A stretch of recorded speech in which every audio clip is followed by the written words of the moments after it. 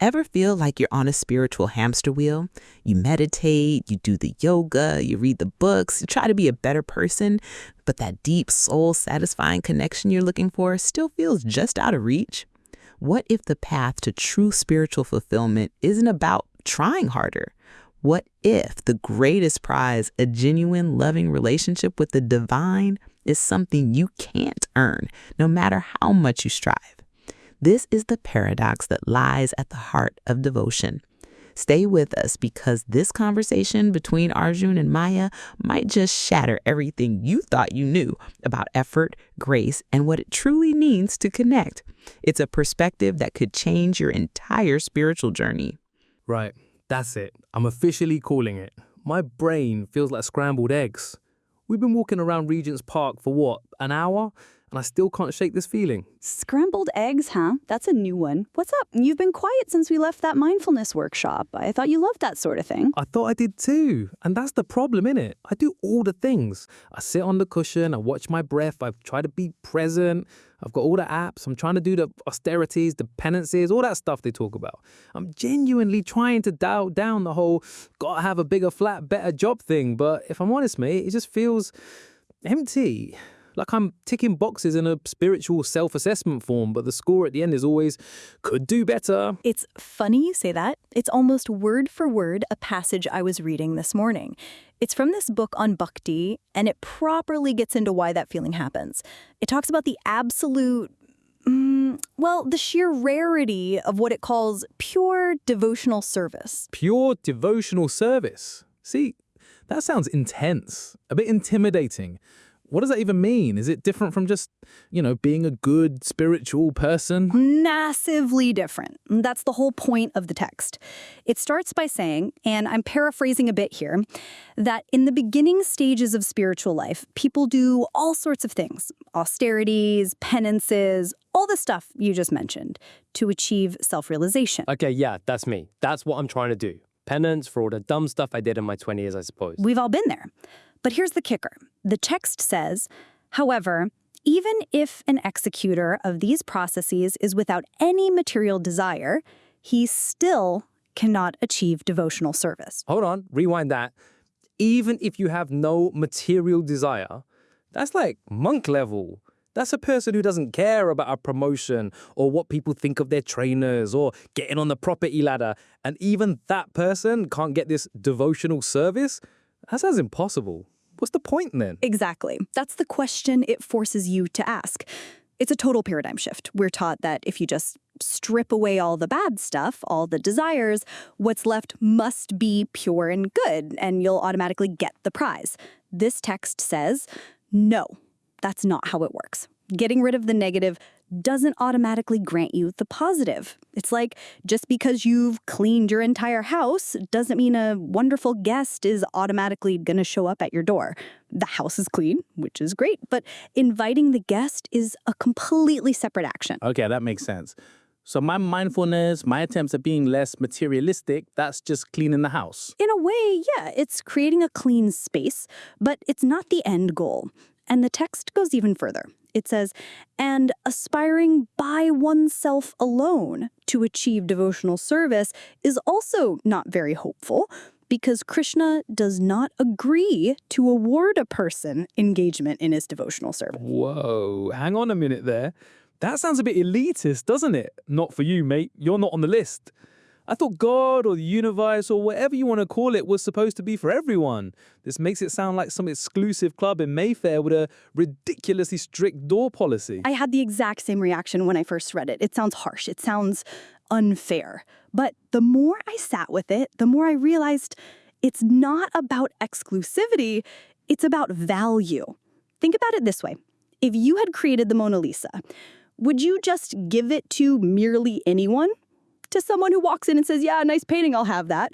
Or would you give it to someone who had spent their life studying art, who understood every brushstroke, who would cherish it and weep with joy just to be in its presence? The art lover, obviously. Right. It's not that the other person is bad, but they don't understand the value of what they're being offered. The text is saying that this devotional service, this intimate relationship, is the Supreme's most precious, personal treasure. It's his masterpiece. He doesn't withhold it to be mean. He withholds it until he finds someone who truly, deeply understands and wants it for what it is, a relationship of love and not for some other motive. Okay, so what's the other motive? I mean, besides wanting a relationship with God? Well, the text explains that too. It says that Krishna can easily offer a person material happiness or even liberation, but he does not agree very easily to award a person engagement in his devotional service. That's mad. That completely flips everything on its head. So getting rich, having a great life, that's the easy stuff for God to give out. And even liberation, freedom from the whole cycle of life and death, the ultimate goal of half the spiritual paths out there, even that is easier to get than this devotional service. Exactly. It's like for your birthday, a billionaire could easily buy you a car or even pay off your mortgage. That's just a transaction for them. It's easy. But what if you said, I don't want any of that. I just want to be your best friend. I want you to trust me, to share your secrets with me, to rely on me. That's a much, much bigger ask, isn't it? That requires vulnerability, trust, a real relationship. It's not something money can buy. The car is liberation. It sets you free. The friendship is devotional service. Wow, okay. That lands, properly lands. So all my spiritual striving for freedom or peace is like asking the billionaire for the car. And I'm feeling empty because deep down, what I actually want is the friendship, but I don't even know how to ask for it. And you can't just demand friendship, can you? It has to be offered, which leads to the final point of that first part. It answers the question, well, how the hell do you get it then? It says, devotional service in fact, be attained only through the mercy of a pure devotee. A pure devotee? There's that term again. What is that exactly? A guru, a saint? The book I'm reading quotes another text, the Chaitanya Charitamrita, to nail this down. It says, by the mercy of the spiritual master, who is a pure devotee, and by the mercy of Krishna, one can achieve the platform of devotional service. There is no other way. So it's a two-part key. You need the mercy of the devotee and the mercy of the divine. One unlocks the other. Mercy. It's such a churchy sounding word. What does it mean in this context? Is it just someone feeling sorry for you? Not at all. It's not pity. It's more like an empowerment, a gift, an unearned grace. The pure devotee is someone who already has that friendship with the divine. They have the connection. Their mercy is them being willing to introduce you, to vouch for you.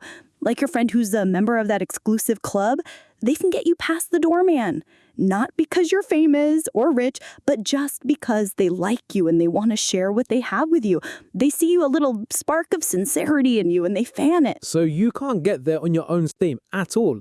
That's a tough pill to swallow for a modern Londoner. We're all about self-help, being self-made, pulling yourself up by your bootstraps. This is the complete opposite. It's saying you are fundamentally helpless on your own. It is. It's a call to humility. And look, there's more. This isn't just one text's opinion. The book then brings in a heavyweight to back it up. It quotes the Tantra Shastra, where Lord Shiva is talking to his wife Sati. Okay, so Shiva Noble. Okay, now you've got my attention. What does he have to say about it? He basically breaks down the different paths and their outcomes, crystal clear. He says to her, my dear Sati, if one is a very fine philosopher, analyzing the different processes of knowledge, he can achieve liberation from the material entanglement. Right. So the really smart intellectual types, the ones who can debate philosophy and understand the nature of reality, they can get liberation. They can get free. That makes sense. The brainiacs win a prize. Exactly. Then he says, by performance of the ritualistic sacrifices recommended in the Vedas, one can be elevated to the platform of pious activities and thereby enjoy the material comforts of life. And the people who are really good at following the rules, doing the ceremonies, being charitable, they get a great life. Good karma, basically. They get to enjoy material life, maybe a nice gaff in Chelsea and long holidays. That also makes sense. You do good, you get good. Precisely. But then comes the punchline. After explaining these two massive achievements that people spend their whole lives striving for, Shuva says, but all such endeavors can hardly offer anyone devotional service to the Lord, not even if one tries for it by such processes for many, many thousands of births. Thousands of births. I don't even know what to do with that number. It's beyond comprehension. So you could be the most brilliant philosopher in the world, achieve total liberation, and then for thousands of lifetimes more, still not get this thing, this devotional service. That's what he's saying. It just hammers home the point about its rarity. It's not on the same spectrum as other spiritual goals. It's something else entirely. It's not a bigger or better version of liberation. It's a different category of reality. It's the difference between being a freed prisoner and being the king's son.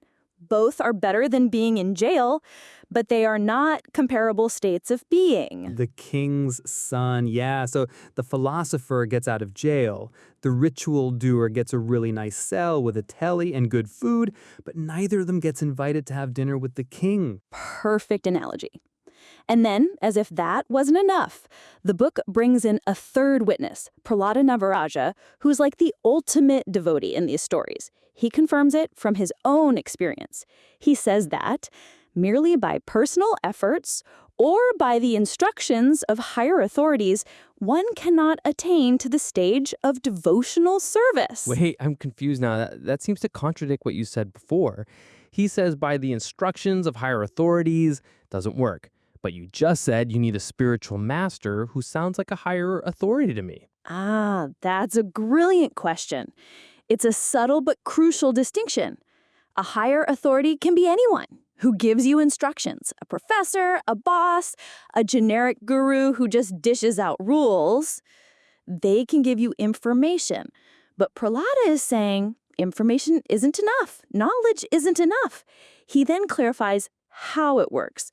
One must become blessed by the dust of the lotus feet of a pure devotee who is completely freed from the contamination of material desires. The dust of the lotus feet. That sounds poetic and a bit weird. People don't go around getting dust from people's feet on the tube. What does that actually mean in practice? It's symbolic, obviously. It represents the pinnacle of humility. Think about it. What's the lowest, most humble part of a person? Their feet. The dust on their feet is even lower, so it means to approach a genuine, pure-hearted person with extreme humility, wanting to serve them, to learn from them, not just with your intellect, but with your whole being. It's not about taking instructions like you're downloading a file. It's about absorbing their consciousness. It's about being in their presence and catching the vibe of their love for God, like you might catch a cold. It's a transmission, not a transaction. A transmission, like osmosis. You learn by being around someone who just gets it. The way an apprentice chef learns not just the recipes, but the feel for cooking by standing next to a master chef for years. They absorb the timing, the intuition, the love for the craft. Exactly that. The higher authority gives you the cookbook. The pure devotee lets you work in their kitchen, and you get blessed by the dust, the little spills of flour, the smells, the whole atmosphere. That's what creates a real chef, not just a cook. And here, it's what creates a real devotee, not just a spiritual seeker. This person is described as being completely freed from the contamination of material desires. Their only desire is to love and serve the divine. So that's the only thing you can catch from them. Right, that makes a lot more sense. It's not about following a person, it's about following a principle that they embody. Humility.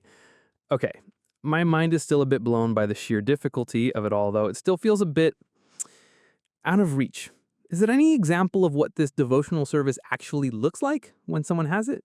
What's the payoff for this impossibly rare thing? I'm so glad you asked, because that's the final and most beautiful part of the whole passage.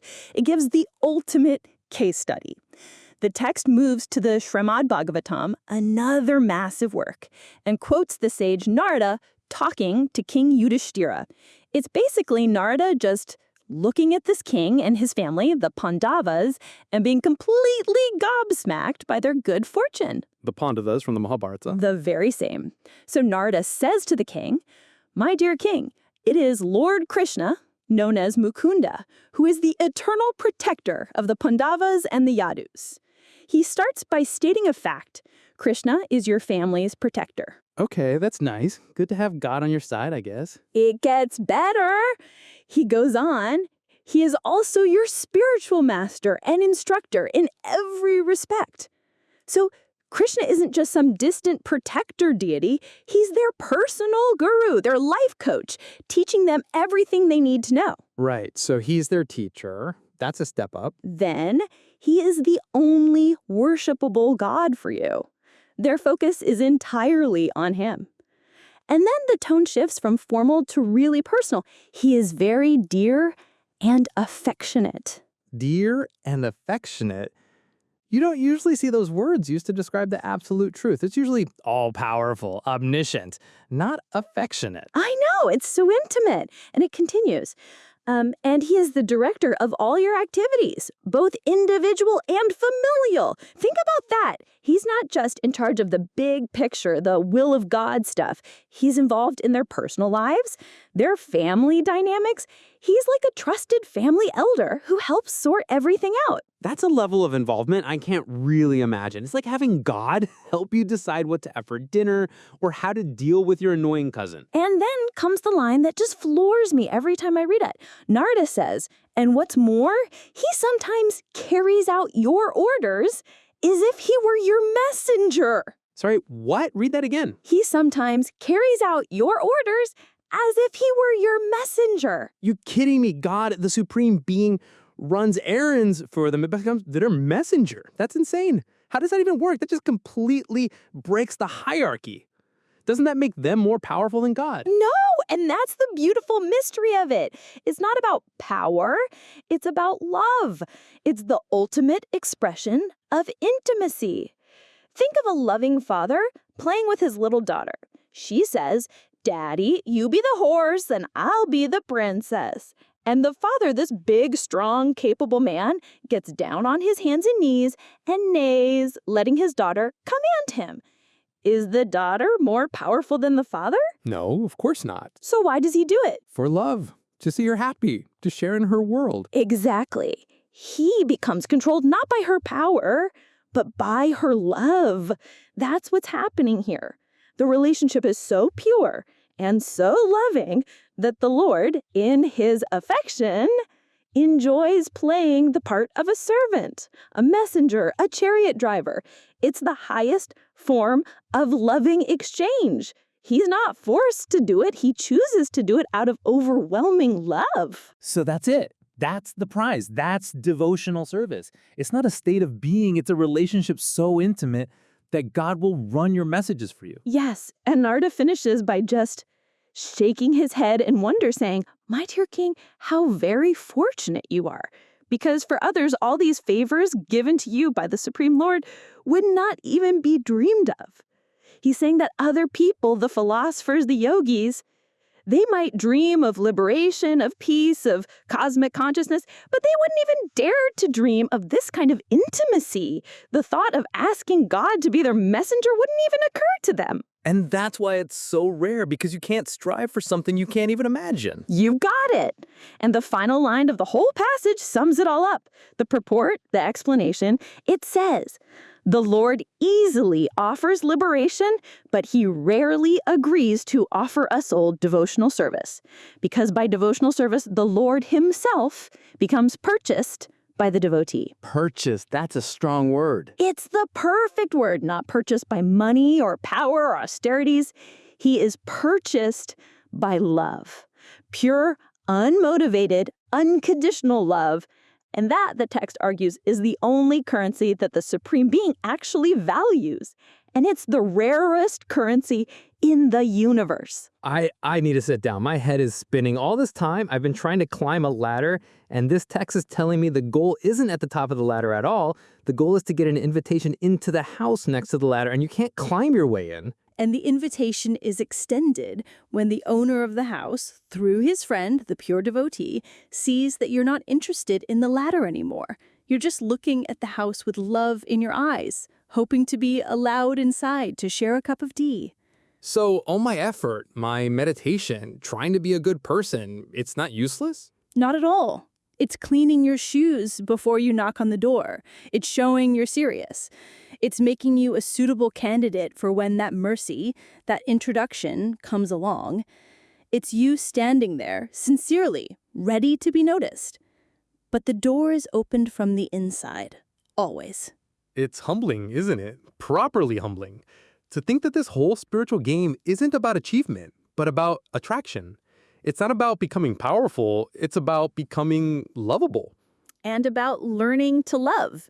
It all comes back to that. Why is this so rare? Because pure, selfless love is the rarest thing. And why is it the highest goal? Because it captures the heart of God himself. It turns the all-powerful into your affectionate friend, your protector, even your messenger. It's not about getting out of the material world. It's about inviting the master of all worlds into your heart. Wow. Okay. I get it. I really get it. I feel like my brain has been completely rewired in the last 20 minutes. That feeling of emptiness I had, it was the frustration of climbing the wrong ladder. I feel, I don't know, strangely hopeful now, even though you've just told me it's the hardest thing in the universe to get. Because it's not about your strength anymore, is it? The pressure is off. It's not on you to achieve it. It's on you to simply become sincere, to desire the friendship, not the car, and to keep your eyes open for one of the friends of the billionaire who can put in a good word for you. A pure devotee on the Northern Line. It's a nice thought. Maybe that's the real meditation. To just look for that sincerity in people, to look for that love, to try and serve it when you find it. Now you're talking. That's not a bad place to start at all. Come on, my brain feels like it's done a full-on marathon. Let's go get a coffee. My treat. You sure? I feel like after all that, I should be carrying your bag for you or something, as your messenger. Explore more reflections on love, surrender, and the divine. Watch the next video or subscribe for deeper journeys. Love is not the end. It's the way.